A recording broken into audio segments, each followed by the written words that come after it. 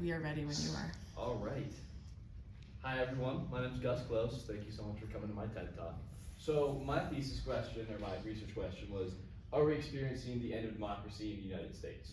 And I want to start by recognizing that that's a really big question, right? That's a massive scope to cover.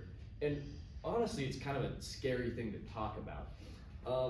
Coming from that, I want to kind of come into this saying that I don't want to come off as like an alarmist, right?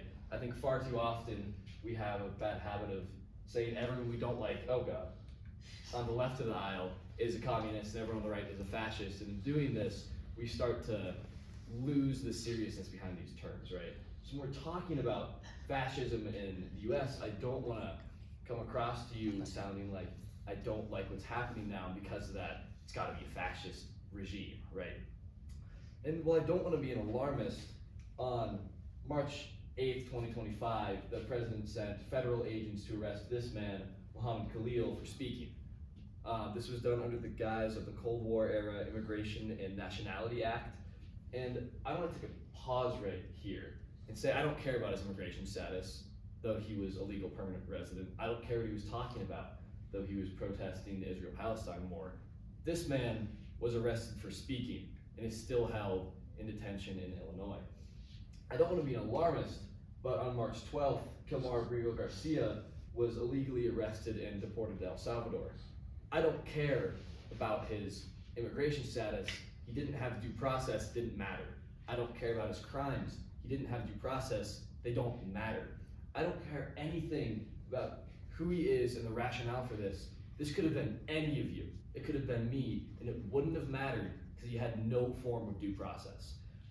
I don't want to be an alarmist, but shortly after this, our president ignored a 9-0 Supreme Court ruling to bring this man back, and he is still in a prison in El Salvador, begging the question, what power do we really have if not to do something like this?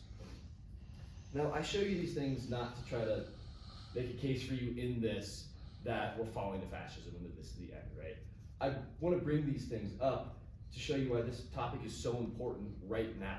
It's not because I'm afraid and I want to talk about this right now. I want to talk about this because we have very real examples of things happening right now that should invoke concern in all of us, that should show us all that something is going kind of horribly wrong. And then to really address, are we seeing the fall of US democracy? We need to shift the view a little bit and talk about how democracy falls in the first place, right? And this is certainly a big question to ask, right? If we're gonna understand, like, are we seeing the fall of the US democracy? We need to talk about democracy itself. And one of the earliest examples of that comes from Plato in the Republic. Now, first to address some skepticism, yes, this is a text from something like 2,500 years ago, but it makes some claims about government and democracy that are pretty vital to my thesis. So in Book 8 of the Republic, Plato lines out this continuation of governments here. He starts at aristocracy, ending at tyranny, and you can imagine him kind of like falling dominoes. He implies that aristocracy has internal contradictions, reasons inside itself that lead it to fall to democracy, democracy the same to oligarchy, etc. And all of these reasons are certain to the specific kind of government, right, but can essentially summed up to be something like the collection of power. What we really care about is the transition from democracy to tyranny. Now, the claim Plato makes here that's pretty vital to my thesis is twofold. One, that democracy contains internal contradictions. Because of the way a democratic government functions, it makes itself vulnerable to falling to fascism. Some of the examples he uses are the susceptibility to mob rule, the divisions created by the amount of freedom granted in democracy that then create a bit of a stable populace. And the second claim he makes that's vital to my thesis is that this is true for every democracy, everywhere. Not just Athenian democracy, not just anything in Greece, not today, not in this country, but the concept of democracy in itself contains vulnerabilities that lead it into tyranny. And we can see this evidence a bit in, historically, how these fascist regimes start to evolve, whether it is Hitler's Germany, whether it is Orban's Hungary, or whether possible Trump's America. We see a very similar pattern start to unfold of how these regimes take place, what characterizes them, and how they start to assert themselves over a previously democratic nation. One of the first and most obvious and probably concerning marks, like kind of trademarks of this fascist playbook, is in the rhetoric. So, real quick for those of you who may not know, rhetoric in itself is essentially just communication with the intent to convince you of something. The color of my tie could be rhetoric. The images I put up here could be rhetoric. The words I say to you are in some form rhetoric. Everything we get from the news is, in a way, rhetoric. When we talk about fascist rhetoric, we start to associate this kind of divisiveness with it. There's some examples right here. We're going to play my favorite game called Trump or Nazis. But as you can see, it's all about scapegoating these marginalized groups, poisoning the blood of the country. These people are animals, restoring America to the true Americans, and creating this division, this us versus them, right? And that's really what defines this kind of fascist rhetoric, or in this context, how we're talking about fascist rhetoric. So can I just get a quick raise of hands? Out of these three quotes, you can read them. Can I show of hands you think the majority, two or more of them, are Nazis? We got one. Great. They're all Trump. And then can I get, you think the majority, two or more of them are Trump? Well, Almost everyone. And Kyle still. Yeah, they're both. Yeah, they're all both. Those two are Yeah, they're all both, and both. well, the Nazis didn't Oh, really hold talk up, America. it's Although they being weird. are in America. Yeah, so right? almost all of these are both. Oh, Jews, right? This is very specifically from a Nazi rally Oh, wow. in America, but all of these are very direct, like, as you can see here, right? And I don't mean to give you these to give you some cherry-picked quotes, right? I mean to give you these to say that the rhetoric we have in our country directly mirrors Nazi propaganda. The strategies we use are directly mirroring fascist strategies that have been used for centuries and documented as such. All right. And the importance of this rhetoric isn't just that it's inflammatory, that it feels scary, that it's dehumanizing. Point at this. There we go. It has a much bigger implication that starts to come through when we look at scholars like Hannah Arendt. Now, you can read this if you want. You really don't have to. Essentially, what she says here is that part of the threat of rhetoric, part of the threat of losing this idea of truth, right, is that we start to not only have so many falsities in our media that when I tell you a falsity, it's easier to believe, but we lose this entire factual basis of any kind of understanding, right? Eventually we lose this idea of truth in and of itself. And that's not an imaginary thing that can happen. This is a very real threat. And once we lose that idea of real truth, once we lose the ability not just to discern truth from lies, but anything from any factual basis, right? We lose that kind of bottom line. We start to lose the kind of fulcrum of our democracy. And building on that, well, we have scholars like... Pointed at the computer. Huh? Pointed at the computer. Oh, sweet. Awesome, thank you. We have scholars like Noam Chomsky, who take this a little bit farther, and this is a sentiment he writes about a lot in his book, Manufactured Consent, where he talks about part of the use of rhetoric is to kind of condense this field of view that we have, right? I can sit here and criticize the government, and let's say they don't like that. Well, I say we shouldn't deport people to El Salvador. That makes sense. That's a reasonable thing to say, right? And rather than saying, you can't say that, you can't criticize the government, we say, well, no. It's fine to deport people to El Salvador, but they have to be nice prisons, right? We start condensing this field of debate and even encouraging debate within that.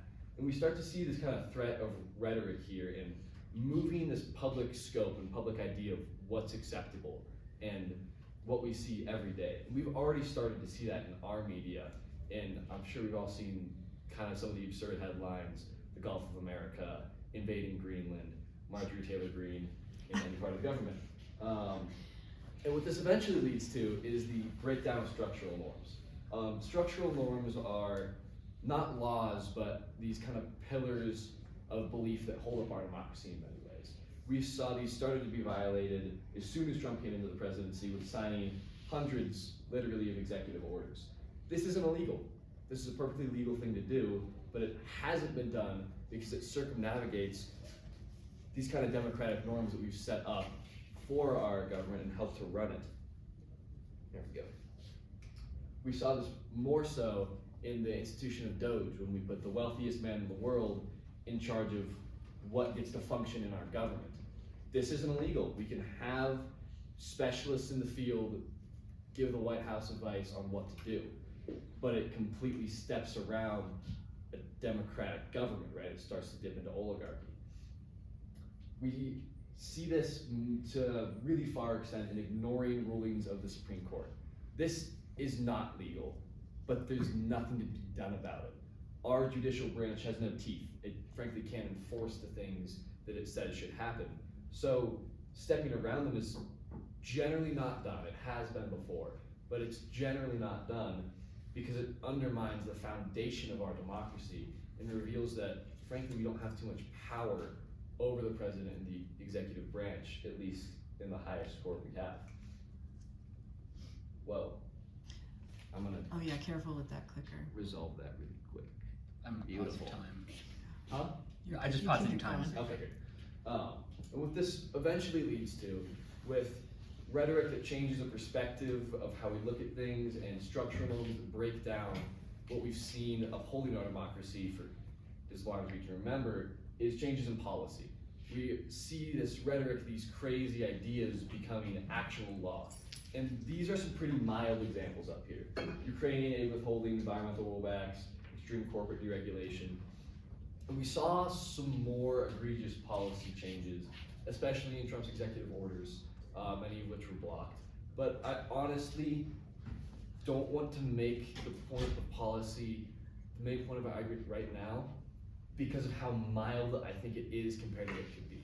I think at some point soon, we may see policy that is so much farther than ignoring Ukraine, than making the oligarchy open, than environmental rollbacks that have stood in place through Democratic and Republican presidents for years.